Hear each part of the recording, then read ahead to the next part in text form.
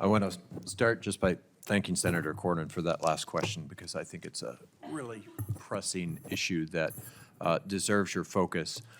Lieutenant General Haugh, this has been covered a little bit, but I want to return to it and just make sure I understand your plan for moving forward. A number of pre-hearing questions asked about Section 702 FISA collection and the compliance regime that NSA has in place for its Section 702 collection authorities to ensure the protection of U.S. persons in particular. So in your answers, you largely deferred to the current NSA leadership, stating that you have limited familiarity with the issue in your current role with Cybercom. And I have to say, I don't view that answer as good enough. I'm disappointed. NSA very much depends on FISA's Section 702 authorities to collect the communications of critical foreign intelligence targets throughout, located outside of the United States, who use our U.S. infrastructure and services to communicate. And especially with 702's expiration looming, it would simply serve you well as the nominee to lead the NSA to demonstrate more than a limited familiarity with those procedures and compliance governing the protection of Americans' data. So I would just ask for your commitment to expedite that process, to become very familiar with that compliance regime as you seek the confirmation.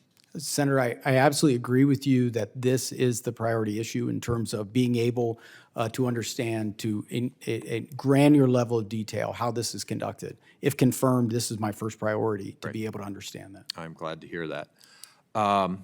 I'm going to pop over to you, Mr. Casey, very quickly. And, you know, I certainly don't have to tell you about the importance of promoting supply chain security for increasing American competitiveness, for driving innovation. What's the role of the NCSC in preventing and mitigating foreign state or even non-state actors from compromising U.S. supply chains?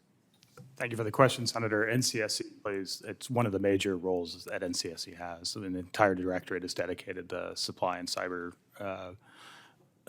chain issues. And as I mentioned, particularly on the cyber supply chain, it's one of the DNI's highest priorities moving in. For me, where I'm fortunate enough to be confirmed to move into this job, the NCSC is the lead for supply chain issues for the IC and throughout, frankly, the United States government. Having said that, there's a lot of players in this space. And so an important part of that is coordinating the efforts, ensuring that lessons learned are shared among the agencies and sometimes with the private sector.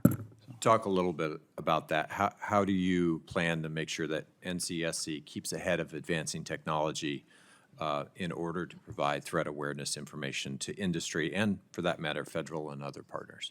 Thank you, Senator. First, with the caveat that as I've not been confirmed, I'm not deeply versed in the NCSC's current efforts. But I think the single biggest question is understanding what the current efforts of the United States government and various different parts of it are. DoD has a number of efforts ongoing. Other parts of NSA has efforts ongoing. I think should be a big effort in understanding what the waterfront looks like at the moment and ensuring that we have adequately covered it. Frankly, if I'm lucky enough to be confirmed, I'd like to come back to you with a better answer of the next 2 or 3 steps we could take. Well, we'll look forward to that. Thank you very much, Chairman.